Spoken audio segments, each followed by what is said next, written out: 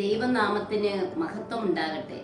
യോബ് 10:12. അങ്ങ് എന്നിൽ ജീവനും ഗാഢമായ സ്നേഹവും നിക്ഷേപിച്ചു.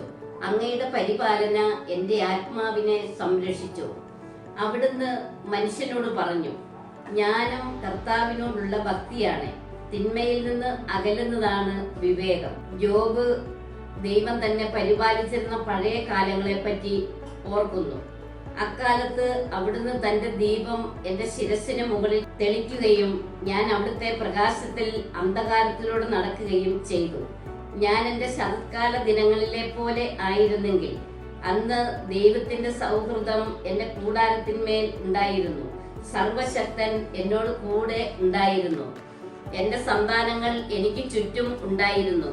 എന്റെ പാദങ്ങൾ പാലുകൊണ്ട് കഴുകി പാറ എനിക്ക് വേണ്ടി എണ്ണ പകർന്നു തന്നു. ഞാൻ നഗര കവാടത്തിന് പുറത്തു വന്നു. പൊതുസ്ഥലത്ത് ഞാൻ എന്റെ ഇരിപ്പിടമൊരുക്കി. യുവാക്കൾ എന്നെ കണ്ട് പിൻവാങ്ങി, വൃദ്ധർ എഴുന്നേറ്റ് നിന്നു. പ്രഭുക്കൾ വായ കുത്തി മൗനം പതിച്ചു. ശ്രേഷ്ഠർ ശബ്ദമടക്കുകയും അവരുടെ നാവ് അണ്ണാക്കിനോട് ഒട്ടിച്ചേരുകയും ചെയ്തു.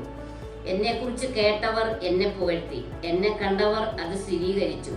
എന്തെന്നാൽ നിലവിളിക്കുന്ന ദരിദ്രനെയും നിരാശ്രയനായ അനാഥനെയും ഞാൻ രക്ഷിച്ചു.